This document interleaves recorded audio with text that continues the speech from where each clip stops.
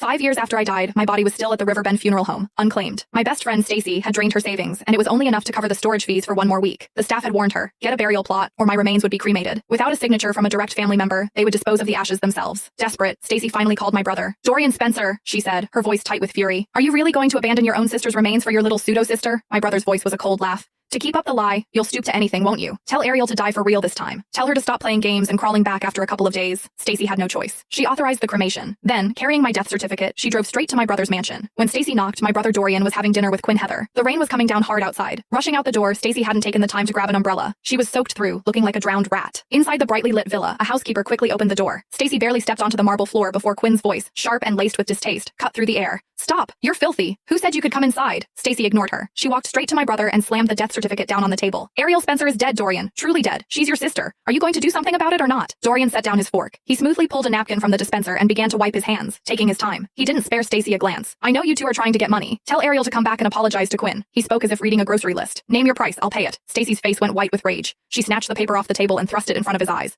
How many times do I have to tell you? She's dead. Dead! How can she apologize? This is the death certificate. You don't trust me. Won't you even trust this? Dorian's eyes narrowed, ready to snap back. But before he could, Quinn flew over, snatched the document, and tore it into confetti with 3 swift, vicious rips.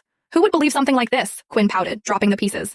You and Ariel are best friends. Of course my brother wouldn't believe a word you say. Stacy stared at the scraps scattered on the pristine floor, her pupils shaking. Dorian, still leaning back in his chair, backed Quinn up without hesitation. Quinn is right. I only have one sister now, and I cut ties with Ariel years ago. If she refuses to apologize, then you should just leave. I hovered above them, feeling the same bitter resignation as Stacy on the floor. 5 years. It had been 5 years, and my brother was still obsessed with an apology I would never give. Stacy's eyes were bloodshot. She ground her teeth as she spoke. I can't believe Ariel had a brother like you. She turned to leave, but stopped at the door, remembering the words I'd told her 5 years ago. Holding back a sob, her voice choked. Ariel's final wish was to be laid to rest in the family plot, beside our parents. Stacy took a deep, ragged breath. Her ashes are at the Riverbend funeral home. If a family member doesn't sign off in 3 days, they'll be disposed of. Dorian, you handle it. Stacy ran out of the villa and immediately crumpled on the curb, weeping uncontrollably. I floated down and sat beside her, listening to her muffled apologies as she buried her face in her hands. Ariel, I tried my best. I truly did. I know, Sash. I responded silently, wrapping my ghostly arms around her trembling body. These 5 years, Stacy had suffered so much. When Dorian and I had that explosive fight over Quinn, it was Stacy who took me in, giving me a place to live, a quiet spot to feel safe.